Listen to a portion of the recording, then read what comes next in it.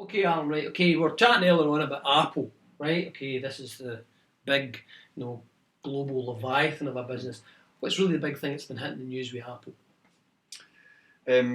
Obviously, the fact that they've announced record profits for this quarter, and we're talking some fairly big numbers with a lot of zeros on them.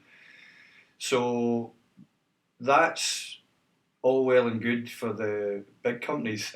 What it does do is gives them a huge surplus and what we would call deep pockets.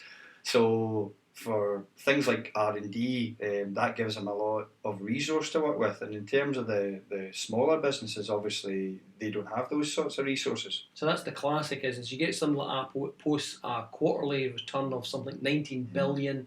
There's a massive R&D team behind it, if you like, to drive the corporation forward.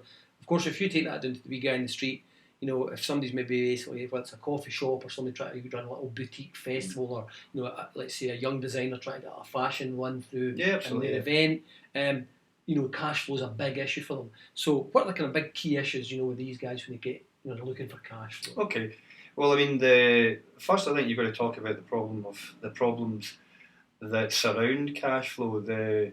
Any problems you have with cash flow are immediate, and you need to solve them urgently.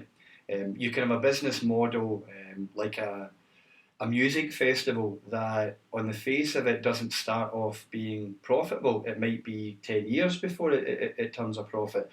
But that's okay as long as people understand, investors understand that your business model is working towards becoming profitable. Mm-hmm. For the smaller business, they don't really have the time to do that. So there's a few things that they can think about. Obviously, they need to think about sales and marketing, the message that they're sending out to the customers, and what sort of platforms and channels they're using to get that message across. The temptation is to borrow money to keep feeding a cash flow problem, and that's arguably the worst thing that you can do. Basically, you need to be looking at maybe selling more stuff. You always need to be thinking from a cash flow point of view about keeping the costs down. Mm-hmm. And generally, a problem for a new business is around pricing. Their pricing's generally skewed. They think the best way to compete with people who are already in the market is to be cheaper and better, and that's a mistake. Yeah.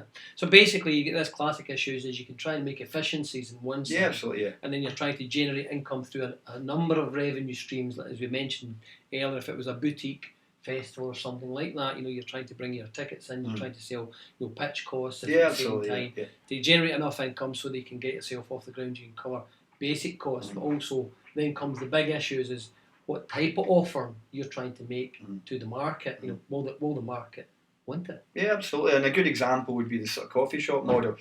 You've got big players in the market like Starbucks. They're the biggest coffee house chain on the planet.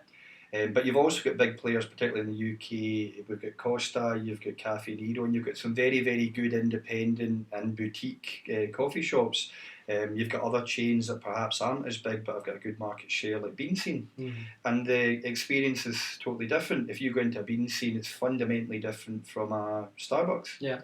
And Starbucks prides itself about in terms of trying to create this third space, as the CEO Howard Schultz calls it.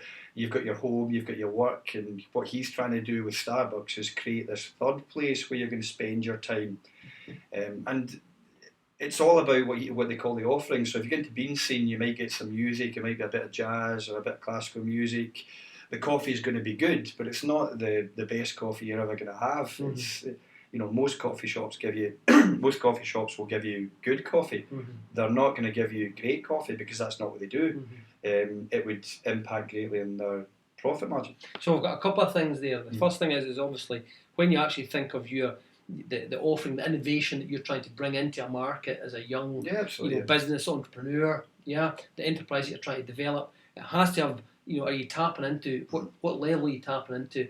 Does it actually meet, or challenge, big existing brands out there? And more importantly, what you're going to price that at, because at the end of the day, that's going to be absolutely imperative for you to get that cash flow through the door and to sustain the business. Yeah, absolutely. I mean, your product has to be aligned to The market, if we use a coffee shop model, you could go in and expect to pay a certain amount for coffee. You're probably going to be sitting there for 30 minutes. They're going to try and get you to take on some sort of food offering as well.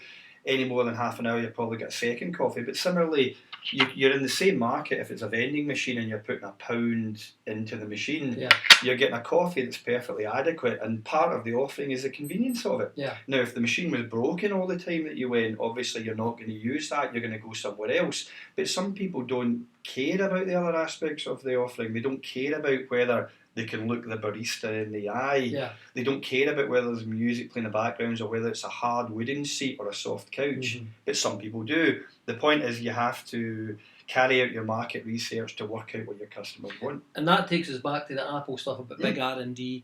So obviously, if you've got your actual, your innovative, your idea, if your creative idea, have you done the research? Yeah.